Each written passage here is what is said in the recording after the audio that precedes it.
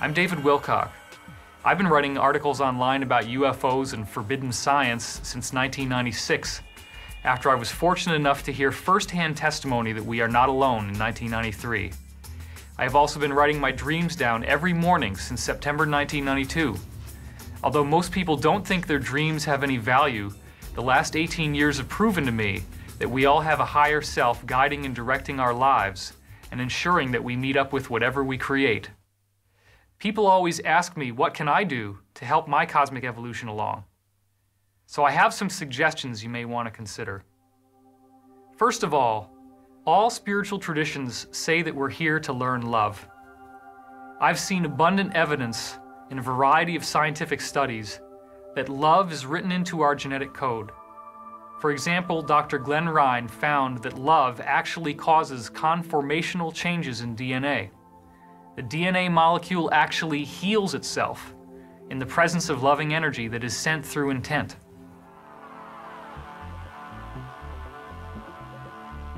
Another key point is service to others.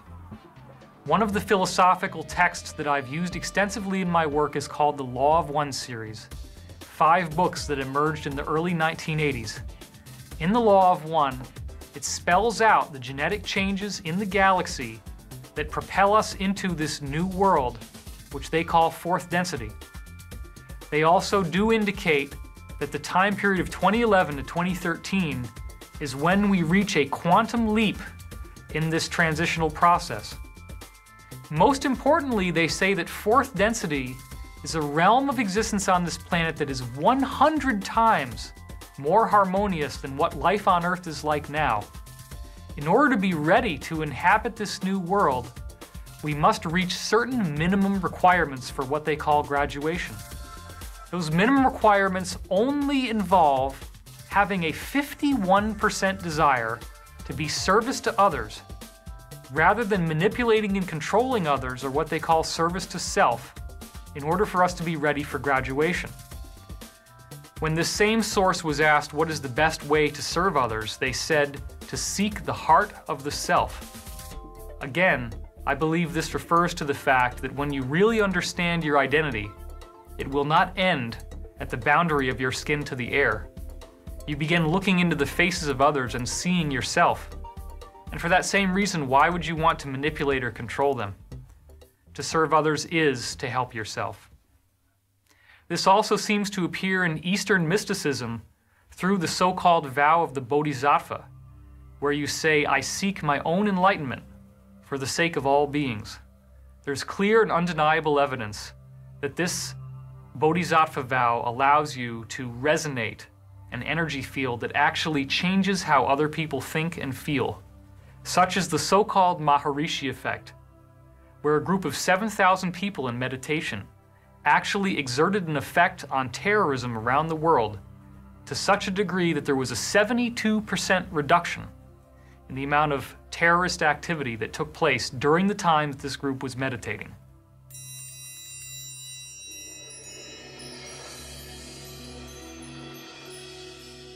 Another area that I really prefer to look at is our agenda as souls.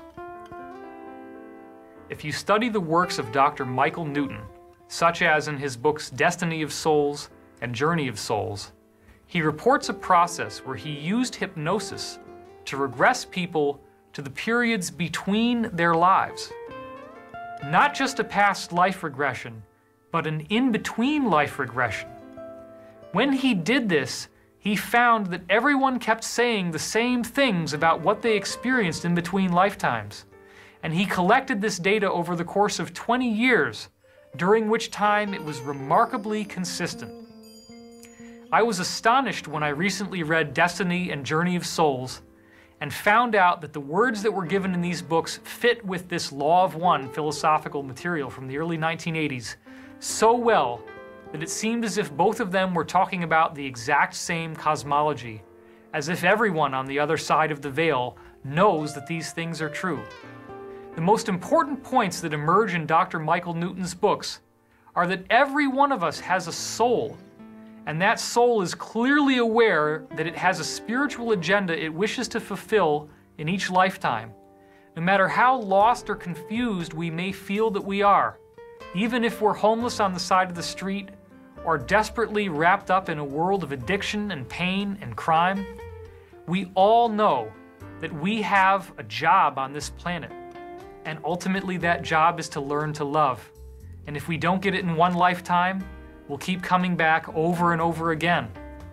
It seems that once we've done this enough times and we really get the point about loving others, that we go through graduation. This is what the 2012 prophecies are really about. The planet itself moves through an energetic transformation where if you're ready, you don't ever need to reincarnate again in this human body, but you move into a new world. Dr. Michael Newton's books explain that everyone's soul energy must learn to balance itself within the physical body. The energies of the physical body have their own biases, creating an egoic mind. That mind is based on the experiences, the traumas, and the expectations that you've built up throughout one lifetime. You also have a mind within your soul that is working behind the scenes to transmute your ego mind and raise it to a much higher level of evolution. Your soul's mind works its magic and will ultimately integrate and transform your personality in order for you to reach enlightenment.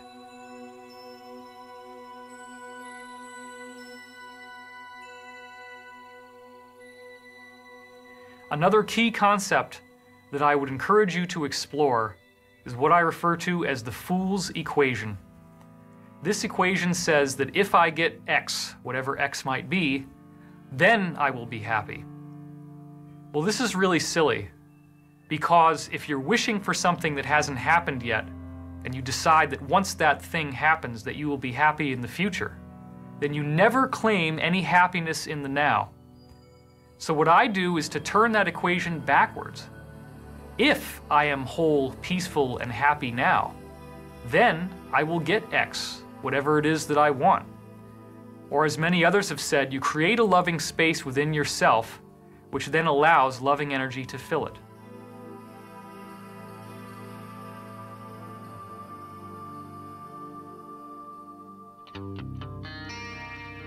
Another very interesting clue that can help us evolve spiritually at a rapid speed can be found in the archetype within the tarot cards called the Lovers.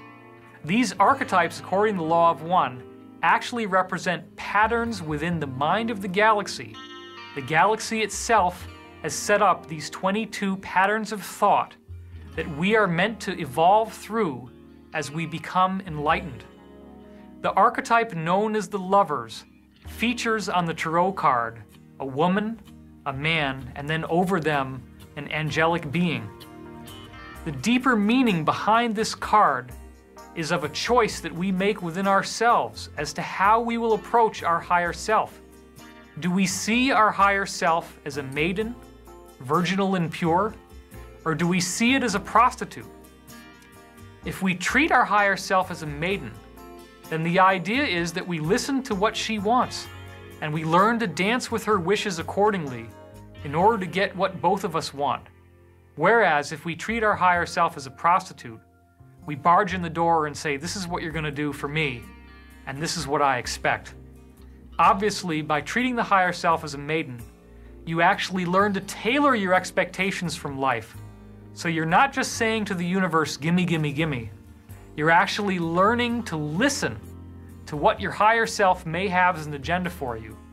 You may not immediately realize why these things are valuable, but the more that you learn to adopt them, the better off you're going to be.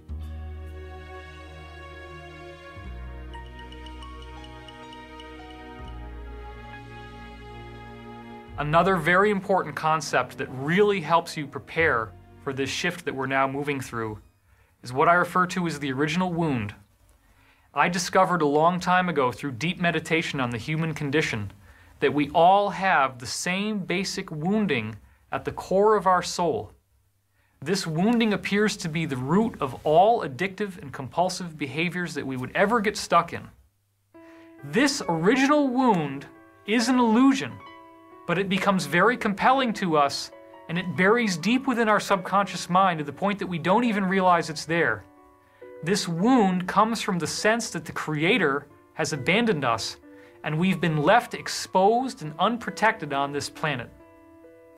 This wound comes from the fact that we often see our parents as if they were gods when we're a little child. Invariably, our parents are going to disappoint us, and we're going to have painful experiences where we feel abandoned, left alone, that our needs are not being met, that nobody really seems to care about us, and we invariably project that same disappointment onto the Creator. This in turn leads to what I call the wheel of karma, where we keep repeating the same painful experiences over and over again. In fact, what always seems to happen is that new characters keep appearing in our lives who fulfill the same roles on a deep archetypal level as our parents once did. Now, we may not become conscious of this. We may not realize that that's what's happening to us. We think that these people in our lives are different one from the other. But we start to notice that it seems like we have bad luck, or that there's a theme that keeps repeating in our lives. Why is it that I always end up here in this same spot? And the same things keep happening over and over again. Isn't it ever going to change? Well, believe it or not, in my estimation, the universe is here to teach us love and forgiveness. And there's a very essential statement made within the Law of One series where it says, in forgiveness lies the stoppage of the wheel of karma. The wheel of karma represents this rotating series of experiences that we keep going through, where over and over again we meet with the result of what we've created. But it's only once we learn forgiveness that the wheel actually stops rotating when it reaches the top, and we don't have to keep collapsing into the dark night of the soul, as it's called, over and over again. Our lives become increasingly blessed and magical, and the experiences that used to make us seem so overwhelmed no longer have an effect on us, and therefore they don't need to happen. It's also extremely important to recognize that you have a higher self and to learn many of the practical tools that are available to you that will allow you to access that higher self. One of the basic beginner ways to access the higher self is to use various forms of divination, such as tarot cards. These types of divination work because as you hold the cards or whatever they are in your hand, you actually put an imprint within them from what I call the source field, this blueprint of information that's written into our DNA and is written throughout the consciousness of the universe. You now have encoded that card or that object with a particular message. So then when you're holding the cards in your hands and you close your eyes and tune within and ask a question, your subconscious mind, guided by your higher self, will influence you to grab the right card at the right time. You then look up the meaning of the card in the book, and sure enough, the message is going to be a direct answer to your question. As long as you don't overindulge in this and only use it when you need the information and you feel it's important, you can actually get very valuable messages from that.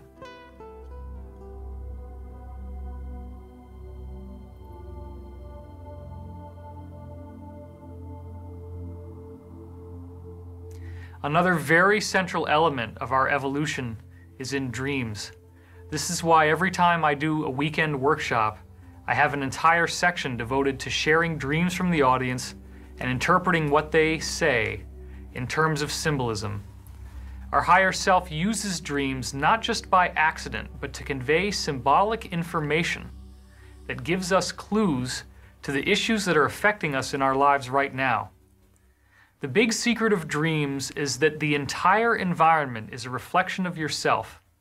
That means every character, every object, every event represents some aspect of your own being in symbolism. Many people have had dreams where there is doom or apocalyptic events on the earth, and they mistakenly believe these dreams are prophecies that say that the earth is about to be destroyed. But remember, the dream is not of the world. It's only of your world, within your own mind and your own psyche. Therefore, when you see someone having these apocalyptic dreams, don't be dragged into the idea that this means something like that is going to happen to the world. Especially if these dreams are happening to you, You can reframe them to understand that what you are witnessing is a prophecy of the inevitable death of your ego.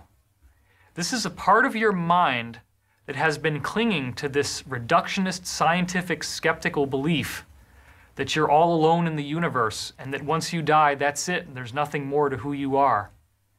It is only once the soul comes in and transforms this egoic mind, such as through the bounty of information that I'm sharing with you and that many other sources do as well, that you then experience a true awakening. You can let go of that part of yourself that doesn't want to forgive. You can let go of that part of yourself that criticizes others and that feels the need to protect the body and its own interests above all else. You can recognize that by helping others, you are helping yourself. And this is very key.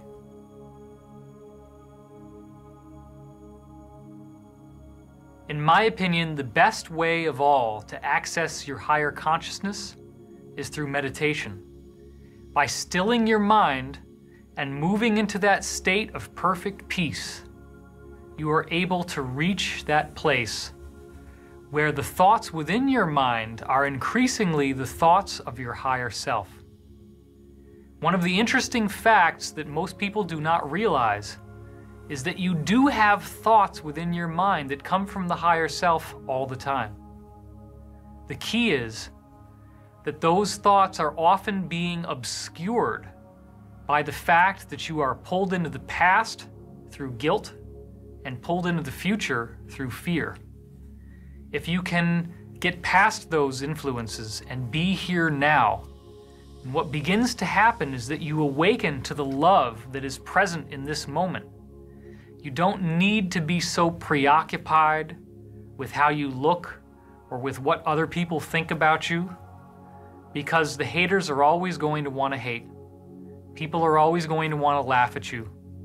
But it doesn't mean that you need to see yourself in an unloving way. It's also important to remember that there is no right way to meditate. Keeping your back straight is important.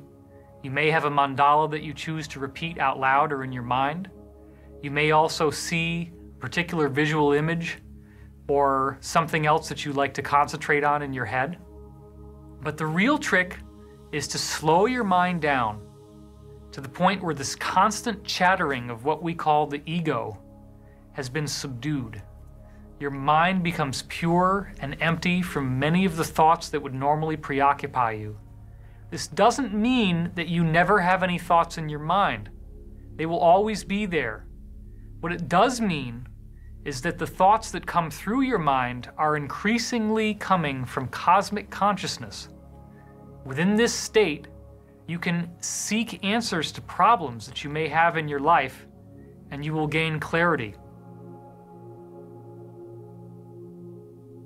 Of course, all of these various teachings have a firewall that will not allow you to reach your higher self unless you can punch through it. The firewall I'm speaking of is forgiveness. This ultimately is the key that everything else stems off of. True forgiveness is an acceptance of others, and by accepting others, you have forgiven and accepted yourself. The reason for this is that ultimately your mind is the cosmic mind. The cosmic mind is your identity, and that means in truth there's only one of us here. Ultimately, we may come to discover that the galaxy itself is an intelligent being. Our human lives might not be so separate and isolated. They may not only occur on this one planet. The human template may be written through the fabric of the galaxy itself and will emerge again and again on any given planet where it can. Each one of us and our minds may be like cells in the mind of the galaxy. But until we awaken to the fact that this mind exists and that we are a fundamental part of it, we may have completely lost track of who we are, and even more importantly, of who we can become. I'm David Wilcock. I thank you, and I wish you all the best.